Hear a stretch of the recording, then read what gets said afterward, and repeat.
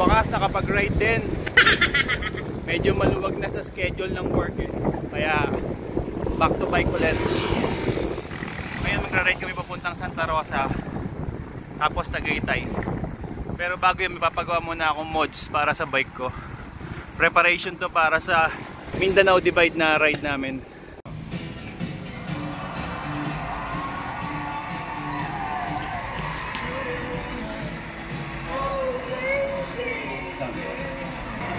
Hello, I am Mark Metal. I am 61 and I come from Paris.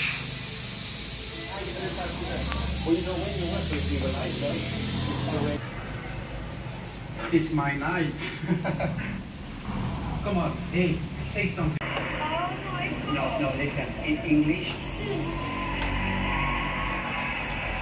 Spanish? Oui. Français? Okay.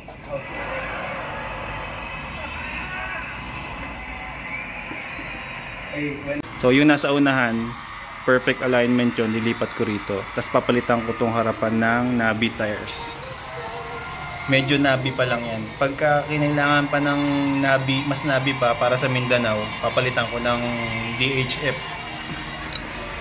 So ngayon testing muna natin yan. So dito sa wheelhead, ito may kape pa rito. Ayan.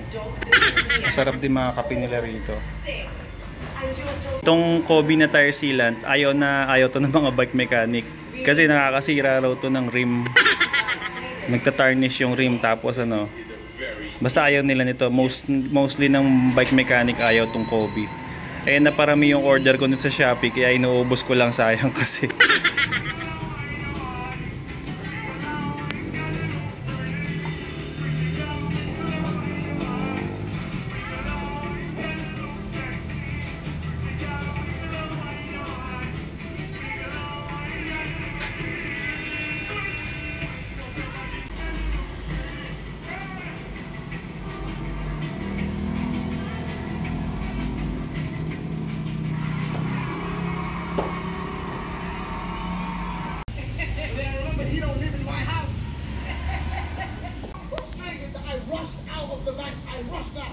To be greeted by the most creative homeless person I have ever met.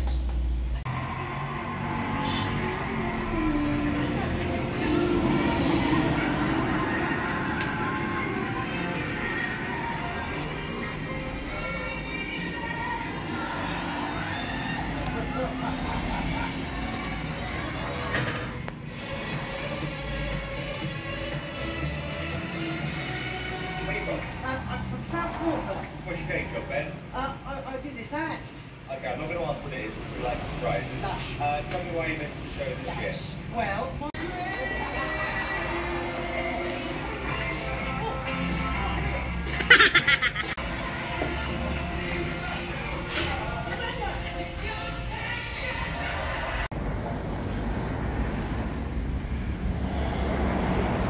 So ito, matagal ko nang gustong gawin to eh.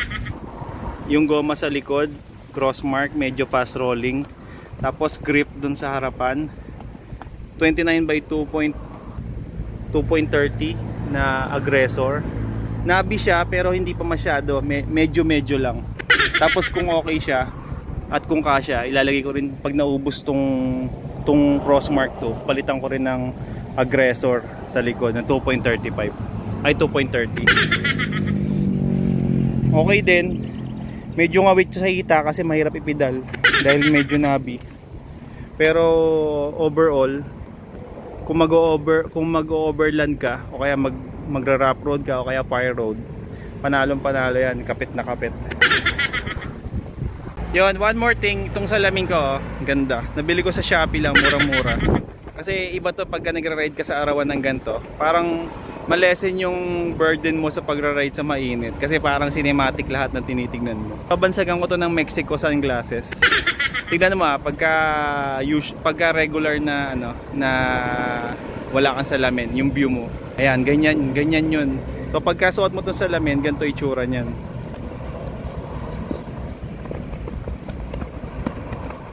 O, di ba? Parang cinematic, no? Habang nagra-ride ka, mainit siya pero mukhang cinematic. Medyo nakakapagod Hirap ipidal. Ayan o. Kasi mahirap ipidal yan. Grabe handling yan, lalo pagka sa mga loose soil. Hindi ka basa-basa sa sempang dyan, may kapit ka lagi.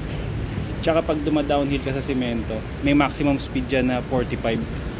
Based yun dun sa sa na-experience ko sa Michelin na Rocker 2 na ganyang goma. Pag nagda-downhill ako sa semento, may top speed ako na 45 kph, hindi na nalagpas doon. Ewan ko lang dito sa Maxxis kung ganun din. Tsaka yung ganyang tires, yung Nabi tires, hindi yan masakit sa braso tsaka sa kamay. Hindi ko alam kung bakit, pero nalilesen yung vibration. Unlike nung pag naka high roller ka, yan yung dati kong goma na yan. Pagka nasa kalsada ka tas may cut yung mga kalsada, ramdam na ramdam mo yung lubak. Masakit sa siko tsaka sa braso tsaka sa wrist. Etong yan yung mga Nabi tires, hindi yan masakit sa braso.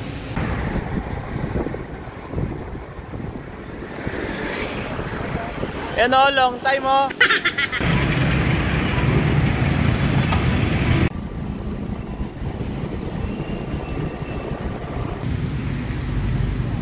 Santa Rosa na kami. Kain tayo sa Dennis. Pwede ba sa loob? Sa loob na lang kami.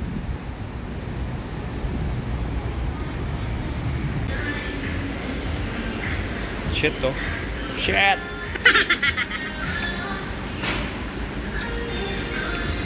Solid.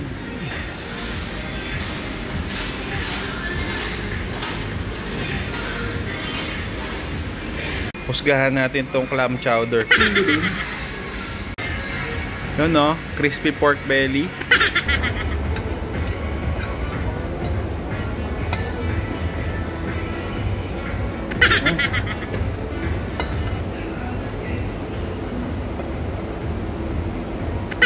Sarap ng suka dito sa Dennis. Pwede punta ka na lang dito tapos order ka ng kape tapos lagukin mo ng lagukin yung suka. Sarap.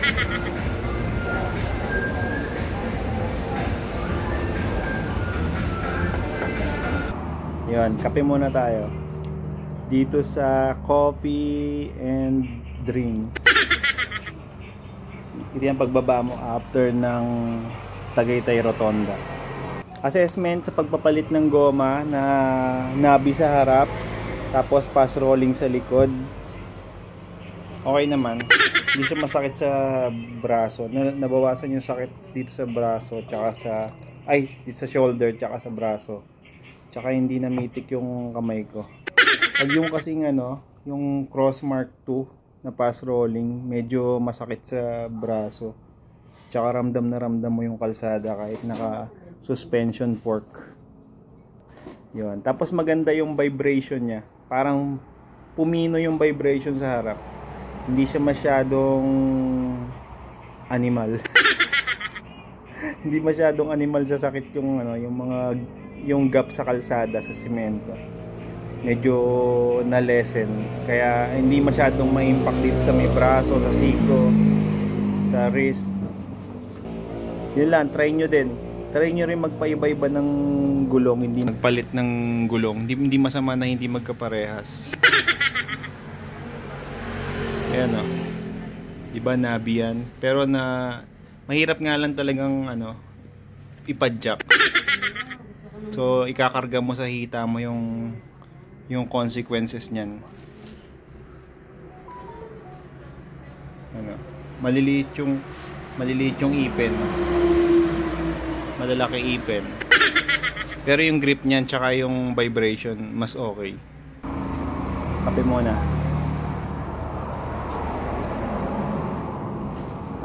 Bye. Tignan mo tong gravel bike ni Jorel, mayabang din. Nag-automatic ka na ba? Automatic ka na. Ay, na 12 speed na GRX. Yan, na-test ko na yung yung bagong kabit na goma. Top speed siya ng 40 kph sa descent sa Aguinaldo. Aggressor 29 by 2.3.